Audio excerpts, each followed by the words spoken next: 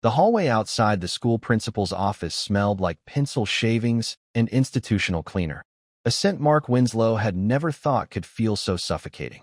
His hands were shaking, not from the cold, but from the fear that clawed at his chest like a wild animal. It had been 3 hours since his son Jacob had disappeared from the school playground during morning recess. 3 hours of calling hospitals. 3 hours of questioning every child who might have seen something. 3 hours of no answers. And not a damn thing from her. He had called his wife, ex-wife technically, 3 times. Left 5 voicemails. Even texted, "Please. Jacob is missing. I need your help." Her reply had come 5 minutes later, for words that burned into his retinas. "Figure it out yourself." Now, as 2 officers led him into a dimly lit room where the school stored security footage, Mark felt like he was being prepared for execution. One of them, a young cop with a kind voice, tried to soften the moment. "Mr. Winslow, I want to prepare you. This isn't easy to see." Mark couldn't speak, could barely nod. The video started. A fixed overhead view of the playground. A sea of children in motion, noisy chaos trapped in silence. And there, top right corner, was Jacob, his blue hoodie unmistakable. He was talking to someone. A woman. Tall, dark coat, hair in a bun. She knelt to his level. They talked for several seconds. Mark leaned closer. The woman stood. Jacob hesitated. Then he took her hand and walked away, out of the frame, out of school grounds, out of safety. Mark collapsed to the floor, not because of the fear, but because of the face he finally saw as the woman turned to glance toward the camera. It was brief, but unmistakable. It was his wife, Lauren, the woman who'd told him, just hours ago, to figure it out himself. The officer knelt beside him. "Mr. Winslow, do you recognize her?" Mark couldn't breathe. She said she was at work. She said, "Sir, we're going to need you to come with us." Everything blurred. The ride to the station. The questions. The tightness in his chest that made every breath feel like inhaling fire. By the time they let him leave, it was dusk. He stood outside the police station, staring at the streetlight flickering above. And then, something inside him shifted. The heartbreak didn't vanish, it calcified. Hardened. Cold and sharp. Lauren had taken their son. But this wasn't just a custody stunt. No, she was playing a long game. One he hadn't even known he was a pawn in.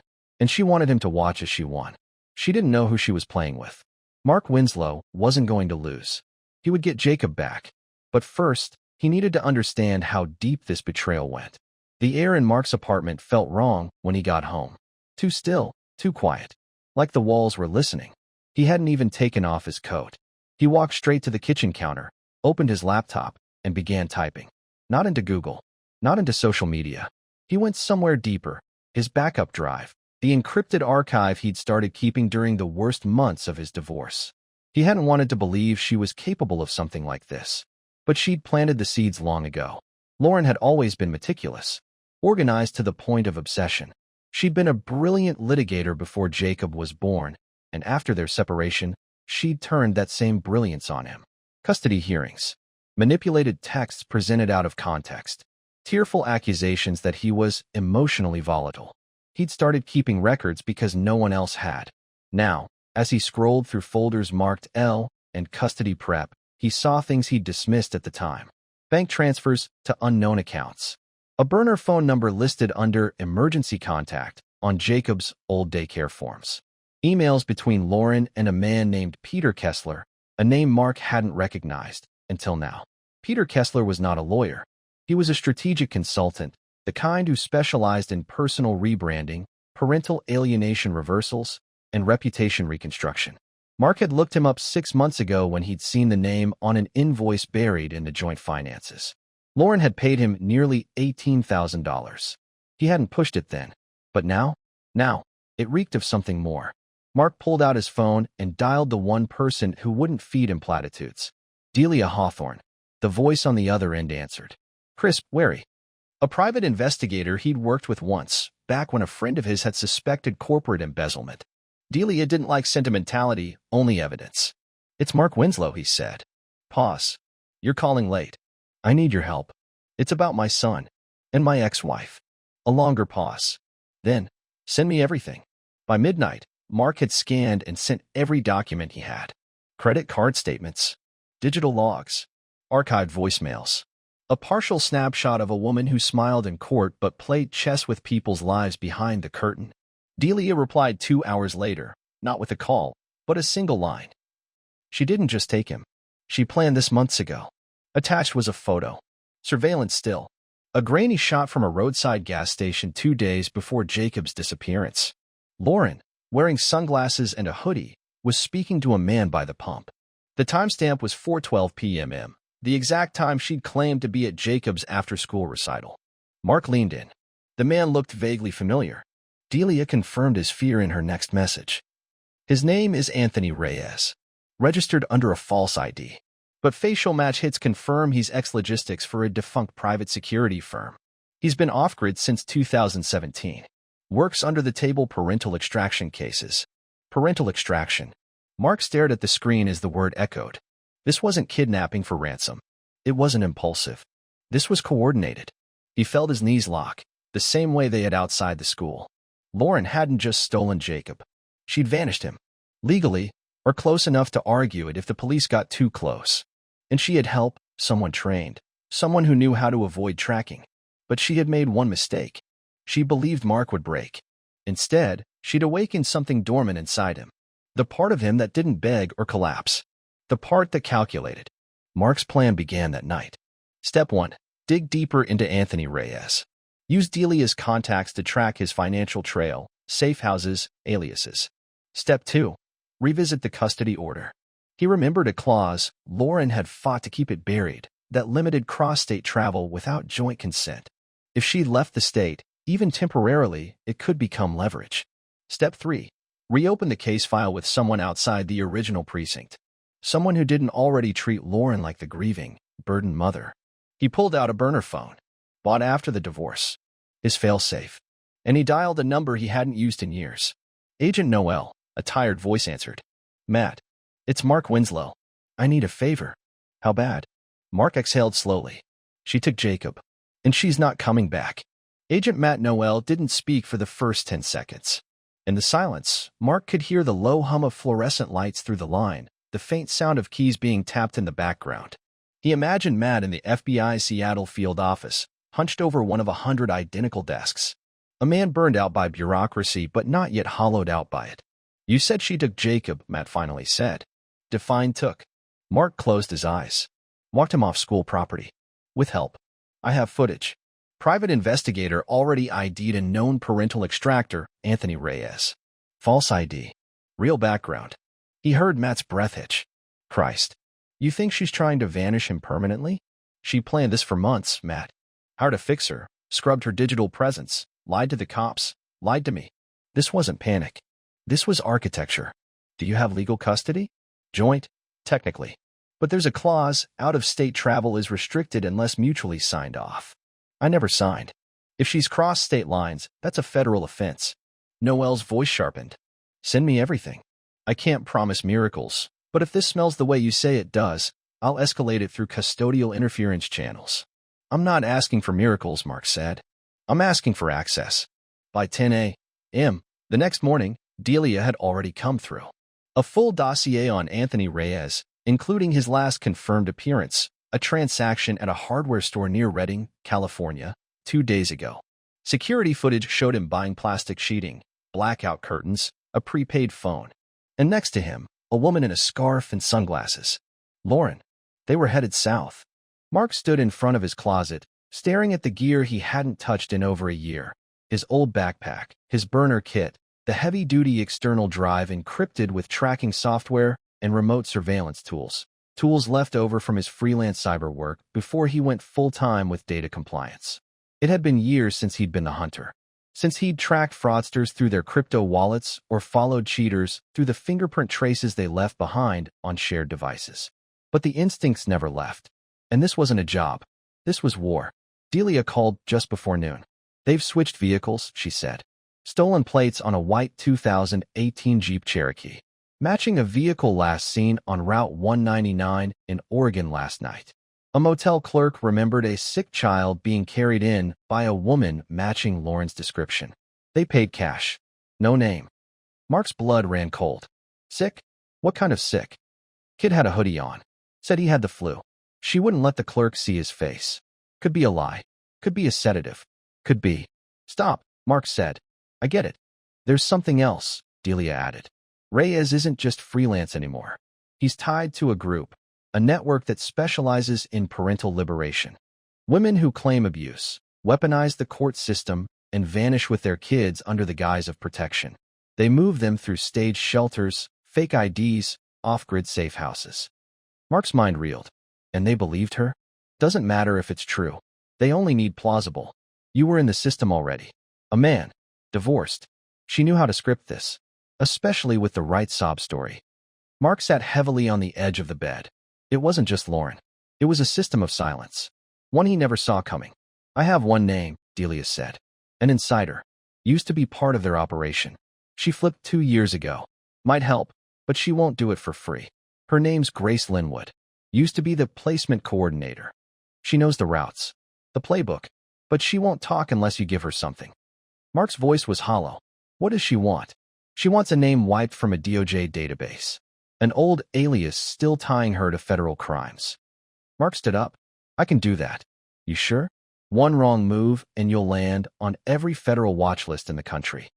He looked at the photo of Jacob still taped to his fridge. 7 years old. Bright eyes. Missing his front tooth. I don't care, he said. I'll burn the world to find him. That night, Mark met Grace in a parking garage beneath a shuttered strip mall.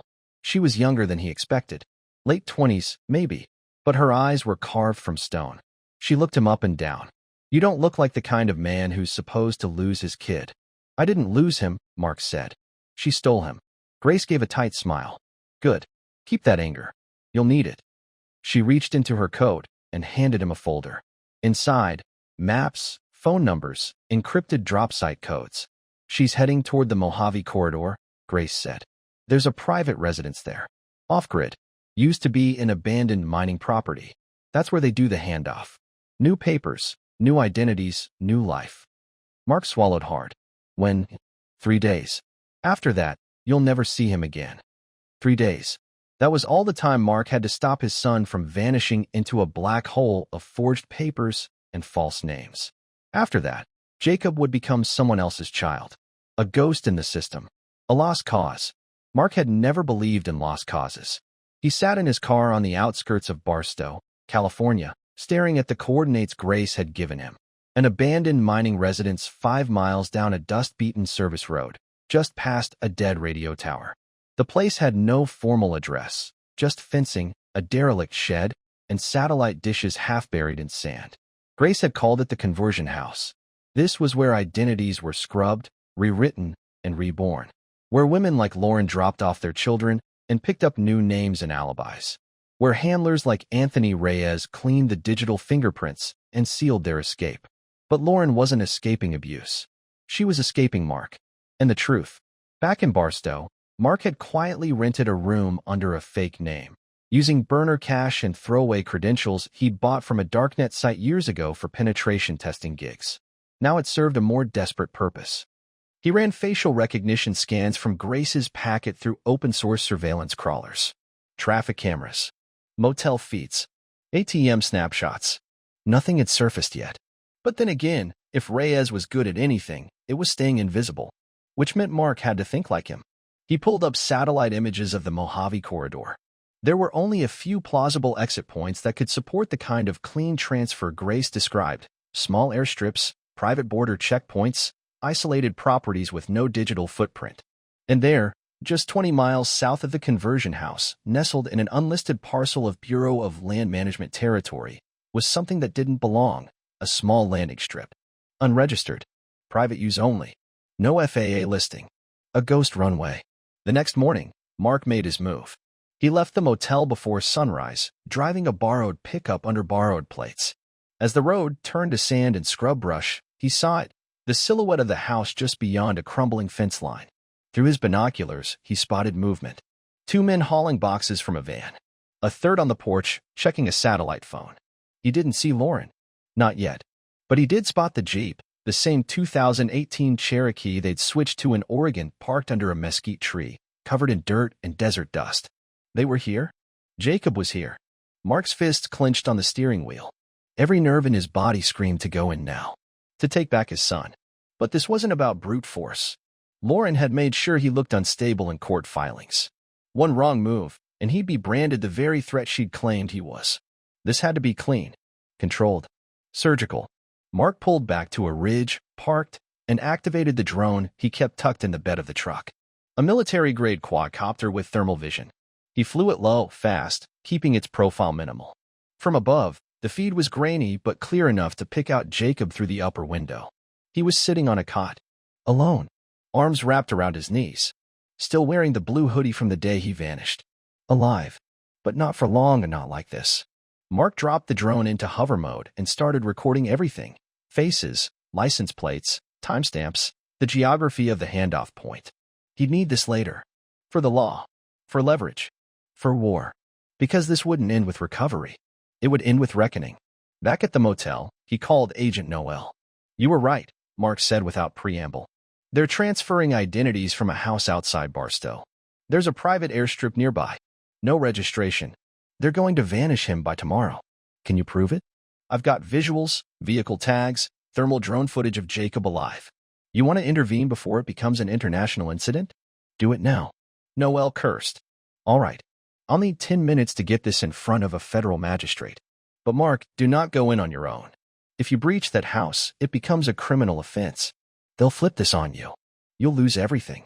Mark hung up without responding. Because 10 minutes was too long. By nightfall, the house came alive with movement. Someone loaded duffels into the Jeep. A second vehicle, a white Escalade with Mexican plates, pulled up along the back of the property. Men shook hands. Papers exchanged. One of them was Reyes. The other wore sunglasses and a leather jacket despite the desert heat. They were accelerating the plan. This was the handoff. Mark moved before he could stop himself. He circled around the backside of the property, crawling low through desert brush. The sand burned his palms. The wind kicked grit into his mouth. He didn't care. Closer. Closer. A creak from the back porch. A voice. "Lawrence. He'll never find us again." In Jacob's small voice, hesitant. "I want my dad." Mark's body locked in place. His chest cracked in two. Then, Reyes's voice, hard. "We move now. Everything's staged." Mark pulled out his phone, opened his live feed, and whispered into the mic. "Noel. They're on the move. Tag the Escalade. Tag Reyes. Go now." Then, rising from the dirt with the fury of a father who had nothing left to lose, Mark stepped into the porch light and locked eyes with Lauren. For 3 long seconds, the desert held its breath. Lauren stood frozen in the yellow porch light, keys dangling from her hand. Behind her, Jacob, his eyes wide, face pale, rose from the cot, his mouth parted in shock. "Dad," he whispered. Mark stepped forward slowly, hands raised, every movement deliberate. "It's okay, buddy. I'm here." Lauren's face went from disbelief to horror to calculation in the space of a heartbeat. Her body turned slightly, just enough to block Jacob from stepping forward. "You weren't supposed to find us," she said, her voice tight. Mark's jaw clenched. "You planned this for months. You hired a mercenary. You lied to our son. And you want to talk about what's supposed to happen?" Reyes appeared behind her, gun holstered at his side, body language casual but coiled. "Mr. Winslow," he said evenly, "this is private property. You're trespassing."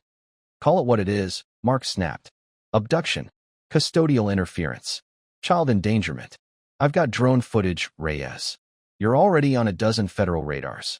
You move one step, and you'll be explaining yourself to an FBI tactical team in about 3 minutes." Lauren glanced at Reyes, panic flickering behind her eyes.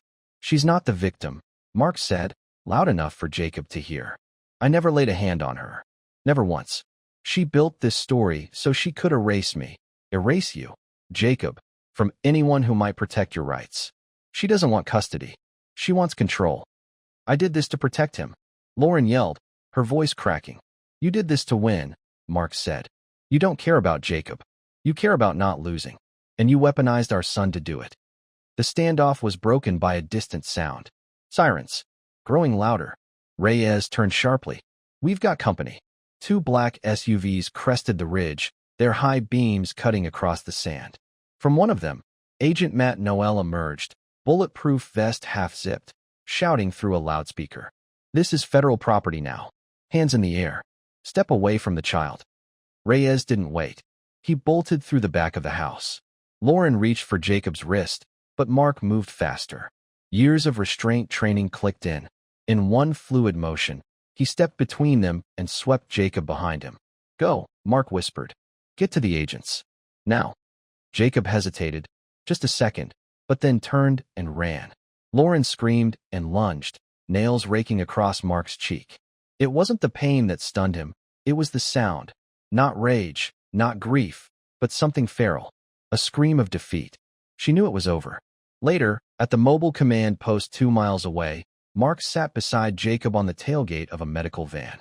His son's small fingers gripped his hand with surprising strength. "You okay?" Mark asked. Jacob nodded slowly.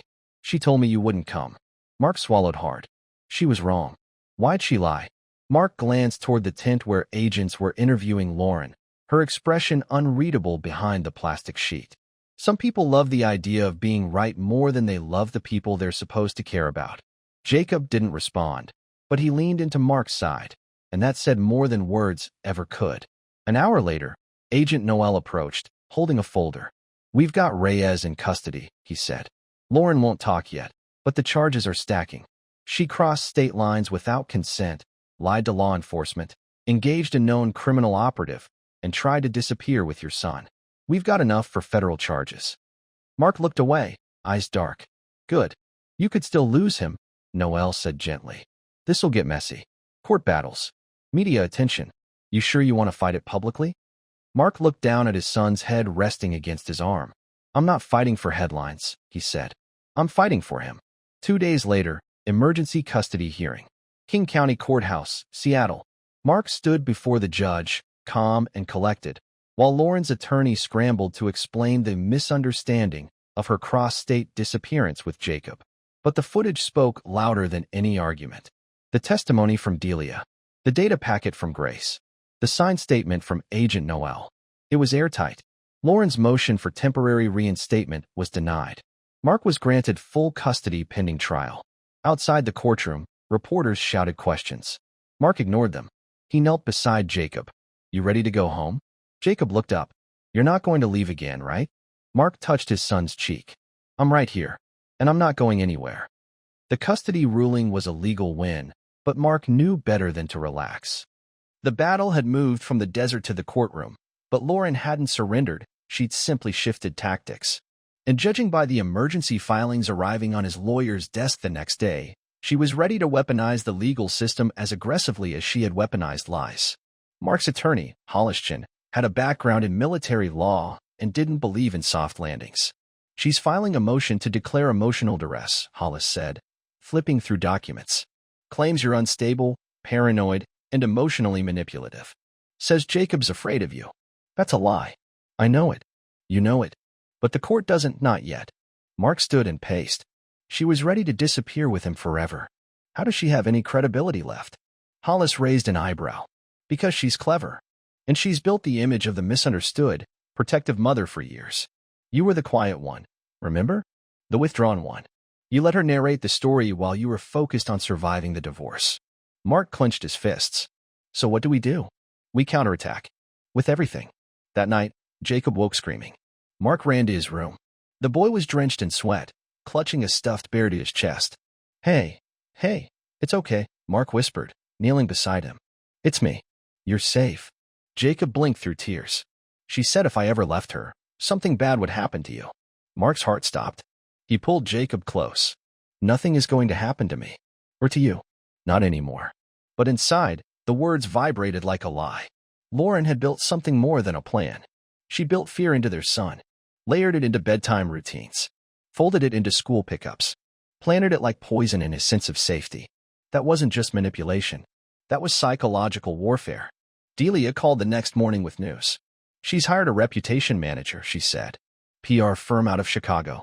They're already prepping public statements, social media boosts, background character testimonials. She's going to flip this into a mother fighting for her child story." Mark stared at the floor. "They'll drag Jacob through this?" "Not directly," Delia said. "They're smarter than that. But they'll leak just enough to shape public opinion. Her angle will be, Mark rescued the child physically, but traumatized him emotionally. You'll be the shadow in the corner. The man with secrets. I don't have secrets. Delia's voice dropped. Don't you? Mark hesitated. There was one. It was buried in a sealed court record from 10 years ago. A sealed document Lauren had sworn never to use. Mark had once taken the fall for a friend in college. A dorm fire. Unintentional. No one had been hurt, but the disciplinary hearing had nearly cost him his degree. Lauren had been there. Had supported him. Until the divorce. Then she'd mentioned it once, only once, as a warning. We all have pasts, Mark. Some of us just know how to keep ours off the record. And now, she was digging. Mark didn't wait for her to strike. He went back to Grace Linwood, the ex-handler who had tipped him off to the Mojave handoff. She owed him nothing now, but fear is a currency. And Mark knew she feared Lauren's network as much as he did. I need more, he said. I need her blueprint. The long game. Every move she made before she took Jacob. Grace was hesitant. If I talk, I'll have a target on my back. I'll protect you, Mark said. And I'll bring the whole operation down with her. Grace studied him for a long time. Then, she was never going to Mexico. Mark blinked. What? She had a second route. Domestic, underground. New York to Vermont, then across the border into Canada. Quiet. Untraceable. She used the Mojave plan as a decoy. Mark felt the floor shift beneath him. She knew I'd talk, Grace said. She fed me the wrong route. Mark's breath turned sharp. So what happened? She changed plans last minute. Because you showed up too fast. She didn't expect it. She panicked. That's why she went south. Mark's mind reeled. So this wasn't her endgame. No, Grace said. It was just her fallback. Later that night, Mark sat in his home office, Jacob asleep down the hall. The city was silent, but his mind wasn't. Lauren had been prepared for every contingency, legal, emotional, physical. She didn't just want to win. She wanted to eradicate him from Jacob's life. Permanently. And her next move would come soon. But this time, Mark wouldn't react. He would be the one setting the stage. By dawn, Mark had made his decision. Lauren had launched a shadow war, fueled by perception and legal maneuvering. She was playing the system from behind polished veneers and careful lies. It was time for him to play too, but with truth as his weapon. The first step, break her alliance with the network that helped her vanish. He called Delia. I want to go public, he said. There was a pause. Are you sure? Once you pull that trigger, you can't put it back in the chamber. She's already prepping her image. I won't beat her by staying silent. We expose the network, and we do it on our terms. Delia's tone sharpened. Then we use the source. You mean Grace. She worked the system for years. She can map it from the inside. But she'll need immunity. She won't talk on camera without protection. Set it up, Mark said. We drop everything at once. No slow leak. We hit them like a wrecking ball. Over the next 2 days, Delia coordinated with a trusted investigative journalist, Nina Calder, known for cracking closed family courts and exposing hidden domestic abuse networks. She'd been sued 5 times. She'd never lost. Nina met with Grace in a secure location. Hours later, her team began stitching together the story. How the Parental Liberation Network operated. How women used fake abuse claims and false counseling records to flip custody proceedings. How corrupt evaluators and underground fixers like Reyes brokered identities, then moved children off the grid. And how Lauren Winslow had followed the entire playbook until her ex-husband caught her mid-exit. Nina's voiceover was calm and devastating. The tone of truth with nothing left to prove. When the segment aired, it ran for 17 minutes. It went viral in 6 hours. Mark watched it from his living room, Jacob asleep upstairs. He sat in the dark, staring at the screen as Lauren's public persona crumbled in real time. An old photo of her smiling at a charity event, cut to surveillance footage of her walking Jacob off school grounds. Then Grace's audio clip. We were taught how to script the abuse, how to cry during depositions, how to get therapists to use phrases like emotional unavailability or developmental instability. We weren't saving children. We were disappearing them. The backlash was instant. Online forums erupted. Parents who had lost custody under suspicious terms began sharing their stories. Lauren's carefully groomed network of friends started to splinter. Even her lawyer withdrew from the case. Mark's attorney, Hollis, called just before midnight. She's rattled. Filed a temporary injunction to stop the story from spreading. Denied within an hour. Mark let out a breath he didn't realize he'd been holding. Now what? Now, Hollis said. We hit her where she's always felt safest, her credibility. The next day, Mark submitted an emergency motion. Full psychological reevaluation of Lauren. Review of her counseling records. Discovery of all communications with known affiliates of Reyes's firm. Financial records for the last 12 months, with a focus on unreported cash withdrawals. But it was the last request that would break her. A motion to unseal a prior sealed domestic partnership case filed in another state under her maiden name, Lauren Grady. The judge approved it in chambers. Delia was waiting when the court clerk retrieved the files. She scanned them. When she called Mark, her voice was hushed. There's a protective order filed against her. Mark froze. From who? An ex 6 years before she met you. Psychological manipulation. Financial coercion. Attempted custodial interference. Settled out of court. Sealed. But now, it's part of the record. Mark sat alone that night, reading through the scanned files. Lauren had done this before. He wasn't her first target. He'd just been the first to fight back and win. 3 days later, Lauren was served. Not just with a restraining order, but with a petition to revoke all parental privileges pending full psychological review. The court ordered supervised visitation only, and even that required compliance with forensic evaluation. For the first time, Lauren was on defense. The phone rang that evening. It was her. Mark didn't answer. She left a message. I loved him. I did this for him. And you made me look like a monster. Mark deleted it. Because monsters weren't born in fire. They were built in silence, over years of lies and manipulation. And hers had finally cracked.